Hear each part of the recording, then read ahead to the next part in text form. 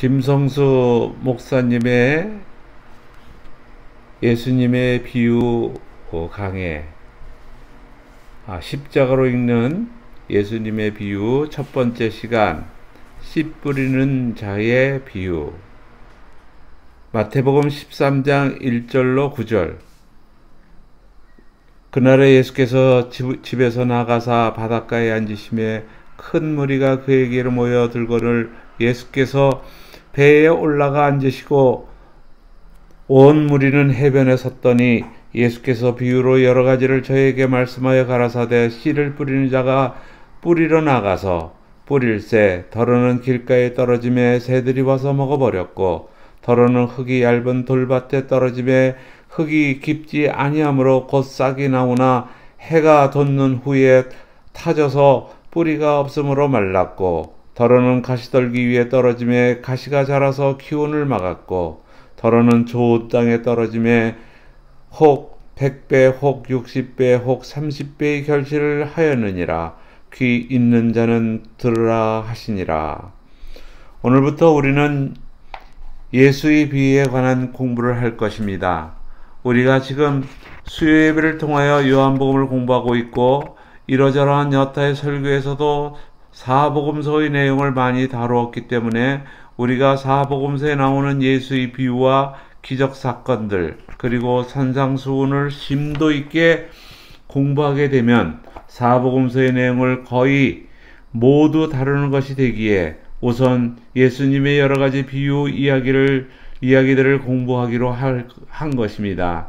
여러분들이 이 예수님의 비유 사건들을 다 배우고 나면 자연스럽게 아시게 되겠지만, 결론부터 말씀드리면 예수님의 모든 비유는 다 예수 그리스도와 십자가, 그리고 하나님 나라에 관한 이야기들입니다. 제가 이 예수님의 비유를 강의하기 위해 비유에 관한 책과 논문만 30여 권을 읽고 있습니다. 그중 어떤 것은 너무나 유아기적 해석을 해놓은 것도 있고, 판에 박힌 도덕 강의로 결론을 맺는 것도 있으며, 어떤 것은 성도들을 회유하거나 협박하는 내용도 해석된 것들도 있습니다. 그래서 때로는 시간이 너무 아까울 때도 많습니다만, 그래도 이러한 잘못된 해석들을 두루두루 섭렵해 놓아야 올바른 그림을 잘 그릴 수 있을 것이라는 생각에 인내심을 갖고 열심히 읽어보고 있습니다.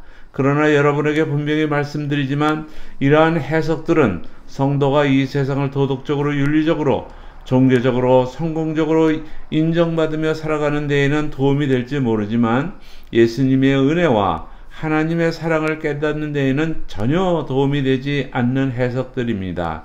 그런데 안타깝게도 거의 대부분의 해석들이 그러한 수준에 머물고 있다는 것을 발견하게 되었습니다. 제가 비유 강의를 하는 동안 여러분이 그동안 배워왔던 그러한 종류의 해석들을 성경으로 반격하며 올바른 해석을 전달하려 노력할 테니까 잘 들어주시기 바랍니다. 오늘 첫 번째로 공부할 비유가 씨 뿌리는 자의 비유입니다. 실망하셨나요? 너무나 잘 아는 비유라서 신앙생활에 연륜이 좀 쌓인 분들은 오늘 본문이 기록되어 있는 씨 뿌리는 자의 비유에 대한 설교를 너무나 많이 들어보셨을 것입니다. 그동안 들어오셨던 그 설교들의 대강의 줄거리를 잠시 머릿속에 떠올려 보세요. 대부분 결론이 뭐였죠? 설교 시간에 졸지 말고 열심히 노력하여 돌짝밭을 갈아엎고 가시떨기를 제거하여 열매를 풍성히 맺는 좋은 밭이 되자, 아니었습니까? 그렇다면 이 비유의 제목을 밭의 비유로 바꿔야겠지요.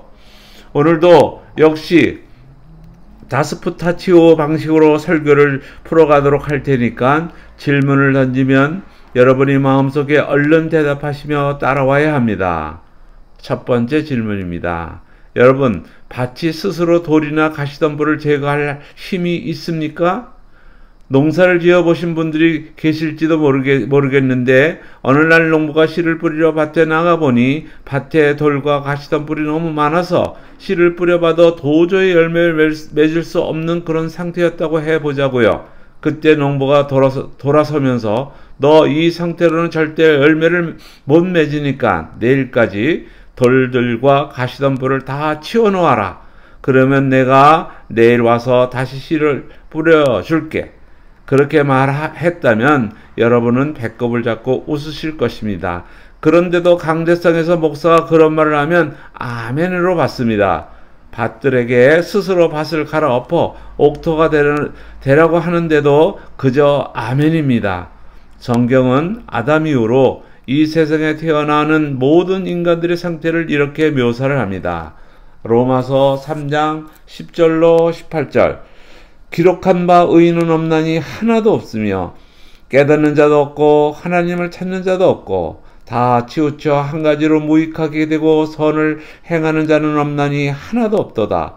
저희 목구멍은 열린 무덤이요 그 혀로는 속임을 베풀며 그 입술에는 독사의 독이 있고 그 입에는 저주와 악독이 가득하고 그 발은 피 흘리는데 빠른지라 파멸과 고생이 그 길에 있어 평강이를 알지 못하였고 저희 눈앞에 하나님을 두려움이 없느니라 함과 같으니라. 이 모습이 바로 오늘 본문에 등장하는 길가, 돌밭, 가시떨기의 모습인 것입니다. 절대 열매를 맺을 수 없는 그런 상태. 그런데 그 불가능과 무력함에 밭에 생명의 씨가 떨어져 돌과 가시떨기를 부수고 찢어 그 밭이 옥토가 되는 것입니다. 그걸 구원이라고 하는 것입니다. 로마서 3장 23절로 24절.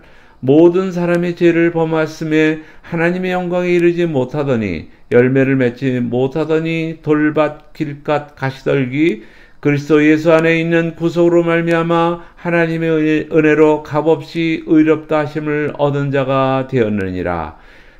그렇게 우리가 아직 하나님의 원수가 되었을 때에 영원 전에 준비된 하늘의 씨가 그 원수의 밭에 심겨져 30배, 60배, 100배의 열매를 맺는 구원의 현실을 설명해주는 비유가 바로 씨 뿌리는 자의 비유 속에 담긴 메시지인 것입니다. 그 씨에 관한 이야기는 창세기 3장 15절부터 씨, 자손, 후손 등의 이름으로 진리도록 반복되어 성경에 등장하지요. 그리고 갈라디아서 3장 16절이 그 씨가 바로 예수라고 확실하게 확인장을 찍습니다. 그러니까 이 씨 뿌리는 자의 비유는 혼돈과 공허와 흑암이라는 불가능의 밭에 예수라는 씨가 떨어져 새로운 창조가 풍성하게 열매 맺어 완성이 되는 구속사의 이야기인 것입니다. 좋은 밭이 되자는 이야기가 아니란 말입니다. 그게 바로 알메니언주의적 해석인 것입니다. 다시 한번 말씀드립니다. 이 씨 뿌리는 자의 비유는 그 자체로 예수 그리스도의 필연성을 강조하는 복음의 메시지입니다. 그래서 예수님께서 씨 뿌린 자의 비유를 말씀하시면서 이렇게 말씀하신 것입니다. 오늘은 여기까지 하겠습니다.